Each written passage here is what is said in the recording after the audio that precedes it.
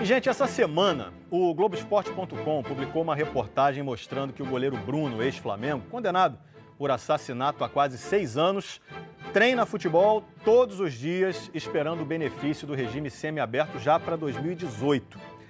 O Esporte Espetacular foi perguntar a juristas se a lei é branda para um crime considerado hediondo.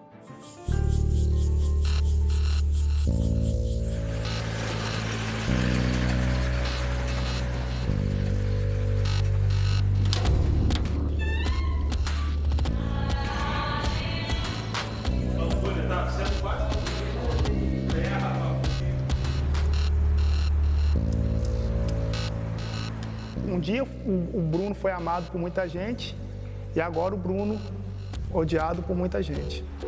Ele foi ídolo de um dos maiores clubes do Brasil. Um mundo de fama, dinheiro, conquistas. Mas, no auge da carreira, virou personagem das páginas policiais por um crime que chocou o país. A polícia de Minas Gerais investiga o desaparecimento da estudante Elisa Samúdio, ex-namorada do goleiro Bruno do Flamengo. A delegada que investiga o caso informou hoje que ele e mais 2 amigos são considerados suspeitos de participação no caso.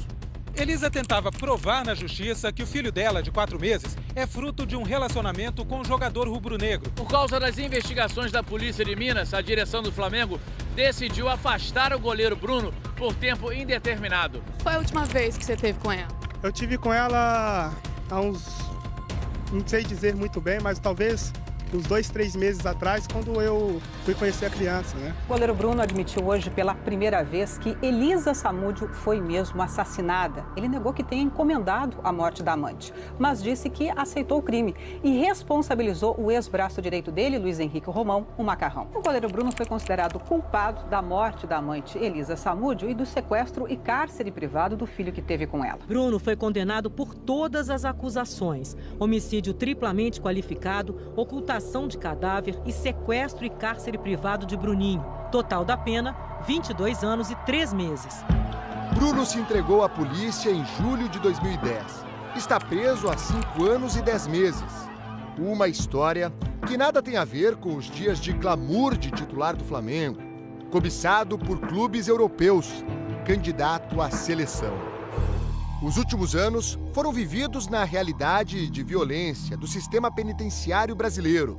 Dentro de um pavilhão de convívio, eles tirar a vida de alguém, para eles tanto faz. É a mesma coisa que está tirando a vida de um animal. Bruno teve depressão. Eu cheguei ao ponto de perder um pouco o equilíbrio. Acabei tentando pela primeira vez o suicídio. Bruno estava preso há pouco mais de um ano quando passou a se beneficiar de uma prática prevista na Lei Brasileira de Execuções Penais.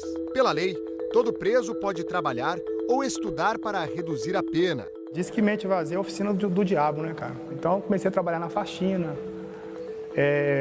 como faxineiro lá do pavilhão. Depois, eu tive a oportunidade de trabalhar numa lavanderia. Depois, me colocaram numa turma de capina.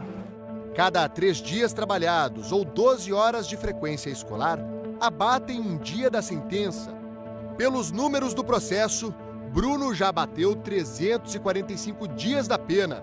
E mesmo condenado por um homicídio triplamente qualificado, um crime hediondo, já faz contas pela progressão de regime. O que o Ministério Público pretende é que o tribunal revise a sentença nesse sentido para reconhecer o Bruno enquanto mandante do crime e elevar a pena dele. Hoje a data prevista para ele ter direito ao regime semiaberto é março de 2019. Mas com novas reduções por trabalho e estudo, Bruno poderia ter o benefício no primeiro trimestre de 2018. Estaria apto a sair da prisão para trabalhar durante o dia e teria de voltar à noite. Um benefício que provoca contestação. Seria a lei branda demais para um crime bárbaro? É uma lei de execuções penais. Tudo bem, ela pode ser defasada, pode ser, ela é de 84. É uma lei com 32 anos. Mas ela sim cumpre aqueles requisitos que existem também fora do Brasil, que é a progressão, que é a confiança. Quando você vê o sujeito de forma prematura muito antes, aliás, do término da pena, já tendo contato com a liberdade, a sensação que você tem é de impunidade. É uma sensação de que o Estado não fez o papel dele de punir adequadamente e proporcionalmente aqueles criminosos de acentuada periculosidade. É uma situação que deve ser revista para que benefícios como esse sejam concedidos apenas numa categoria menor de crimes, naqueles crimes que não envolvam, por exemplo, violência contra a pessoa. Há 8 meses, Bruno recebeu da Justiça o que pode ser visto como outro benefício. Considerado preso de bom comportamento, ele foi transferido para a Associação de Proteção e Assistência ao Condenado, a APAC, em Santa Luzia. A administração penitenciária relatava as dificuldades de relacionamento dele, não só com os seus colegas que também cumpriam pena, como também com agentes penitenciários. Num jargão popular, enquanto ele não baixou a bola, ele não adquiriu o direito de ser transferido para a APAC de Santa Luzia. A APAC é um centro de reintegração social, onde os detentos trabalham, estudam e levam uma vida bem diferente das privações do sistema comum.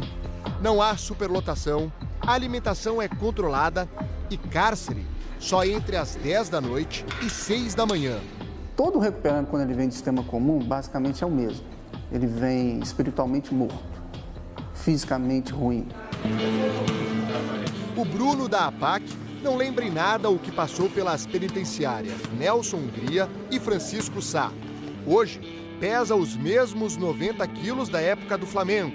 Em nenhum momento da entrevista, demonstrou sinais de abatimento e não quis falar sobre o crime pelo qual foi condenado. Eu reconheço que eu tenho que pagar minha dívida com a justiça. O filho que teve com Elisa Samúdio, Bruninho, está sob a guarda da avó materna, Sônia Moura. O Esporte Espetacular procurou Dona Sônia e a advogada dela, que não quiseram se pronunciar. Na APAC, Bruno retomou o contato com as 2 filhas do primeiro casamento, voltou a treinar diariamente e já fala em retornar ao futebol profissional. Depois que eu consegui, num período curto, eu consegui o semiaberto, eu vou correr atrás do tempo perdido. Eu nunca escondi de ninguém, eu vou voltar, cara. Em 2018, terá 33 anos.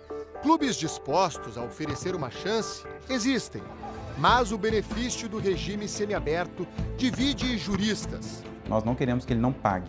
A OAB não prega que o condenado não pague a pena dele. Ele vai pagar ela toda, só que cumprindo a lei. O sujeito vai ficar o tempo todo praticamente livre e quando der tempo, ele vai se recolher ao cárcere. Ou seja, é o sistema penal que está se adaptando ao condenado, o que é um equívoco. É o condenado que tem que se adaptar ao sistema penal. É extremamente nocivo você permitir que o sujeito saia pela porta da frente e volte a ter um convívio pouco tempo depois com a sociedade, pouco tempo depois do crime.